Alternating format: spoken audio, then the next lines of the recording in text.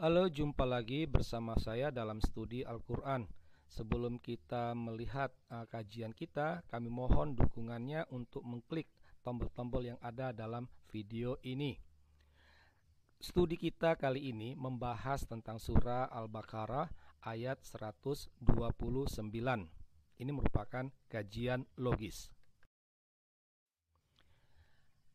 Nah, dalam surah Al-Baqarah ayat 129 tertulis, "Ya Tuhan kami, utuslah di tengah mereka seorang rasul dari kalangan mereka sendiri, bla bla bla," dan seterusnya.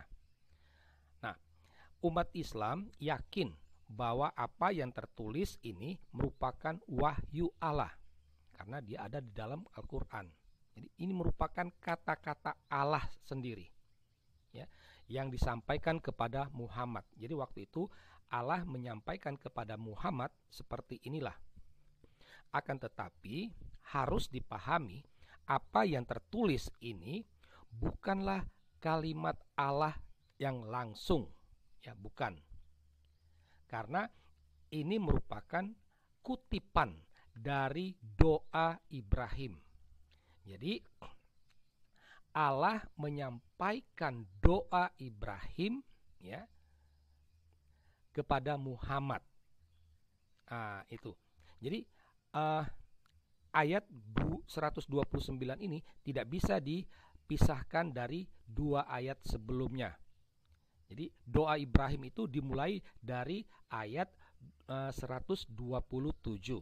Nah, khusus 129, ya, doa Ibrahim itu ada permohonan, ya, adanya seorang rasul. Itu. Jadi dalam ayat 129 ini doa Ibrahim mohon akan adanya seorang rasul. Tugas rasul itu adalah membacakan ayat Allah, menyucikan umat, mengajarkan kitab dan hikmat. Jadi dalam doa Ibrahim ini permohonannya itu adalah seorang rasul. Dan karena itu kata akar masalahnya itu terletak pada kata rasul. Karena membaca ayat ini umat Islam mengklaim bahwa ayat ini merupakan ramalan akan kedatangan Muhammad. Jadi kata rasul, ya, kata rasul yang ada dalam ayat ini itu merujuk kepada Muhammad. Jadi kurang lebih mirip seperti klaim mereka atas kitab Ulangan bab 18 ayat 18, ya. Di ayat ini juga kitab ini juga mereka klaim sebagai ramalan akan kedatangan Nabi Muhammad. Tapi apakah benar demikian? Kalau kita kaji dengan nalar akal sehat, maka kita akan menemukan satu kesimpulan bahwa kata rasul itu bukanlah merujuk kepada Muhammad, ya. Dasarnya itu terletak pada kata mereka, ya. Jadi dalam doa Ibrahim itu ada beberapa kali muncul kata ganti mereka, ya. Utuslah di tengah mereka dari kalangan mereka sendiri kepada mereka, menyucikan mereka. Nah, secara logika ketika Ibrahim memohon kepada Allah dengan mengucapkan kata-kata ini, kalimat ini, di mana dalam kalimat itu ada kata mereka, maka dari segi bahasa kata mereka ini itu adalah kelompok orang di luar diri Ibrahim dan Ismail. Jadi kata mereka ini bukanlah bagian dari kelompok Ibrahim dan Ismail. Itu. Ya. Nah, jika Ismail itu diyakini sebagai garis keturunan Arab Islam, maka mereka dalam doa Ibrahim itu merujuk kepada orang-orang kafir atau orang bukan Arab Islam.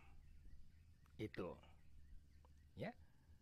Nah, jika mereka ini adalah bukan orang Arab Islam,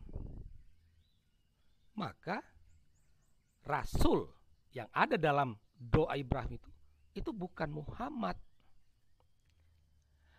Karena kalau seandainya rasul yang dimaksud dalam doa Ibrahim itu adalah Muhammad, seharusnya redaksinya adalah, ya Tuhan kami, utuslah di tengah kami seorang rasul dari kalangan kami sendiri yang akan membacakan kepada kami bla bla bla bla bla dan seterusnya.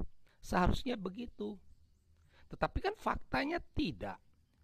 Yang tertulis, utuslah di tengah mereka seorang rasul dari kalangan mereka sendiri. Artinya di luar diri Ibrahim dan Ismail. Ini mau menegaskan bahwa kata rasul yang dimaksud dalam doa itu bukanlah Muhammad. Karena apa? Karena Muhammad itu merupakan orang dari keturunan Quraisy, ya, orang Arab. Jadi dari garis keturunan Ismail, sehingga dia bukanlah rasul yang dimaksud dalam doa Ibrahim. Nah, oleh karena itu siapa rasul itu? Ya, kita dapat satu kepastian bahwa yang rasul itu bukan dari kalangan Islam Arab. Ya. Bukan. Itu satu kepastian dari telaah logis. Ya. Nah, dari sinilah tafsiran melebar kemana-mana. Ada yang mengatakan itu ramalan untuk Nabi Musa, orang Yahudi.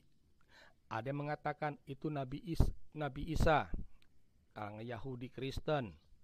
Ada yang mengatakan Ghulam Ahmad, India. Ada yang mengatakan Lia Eden, Indonesia. Prinsipnya ayat tersebut, wahyu Allah tersebut sering dijadikan dasar, ya, sering dijadikan dasar pembenaran untuk munculnya rasul-rasul lain dari kalangan mereka sendiri. Nah, dari sini tampak jelas bahwa siapa sebenarnya yang dimaksud oleh Allah sangat tidak jelas. Karena itu, kita bisa simpulkan bahwa Al-Quran bukan kitab yang jelas, sebagaimana yang dikatakan Allah sendiri bahwa Al-Quran itu kitab yang jelas. Jadi dengan demikian Al-Quran bertentangan dengan dirinya sendiri. Bisa juga dikatakan bahwa Al-Quran bukanlah wahyu Allah. Demikianlah kajian logis kita. Sekian dan terima kasih.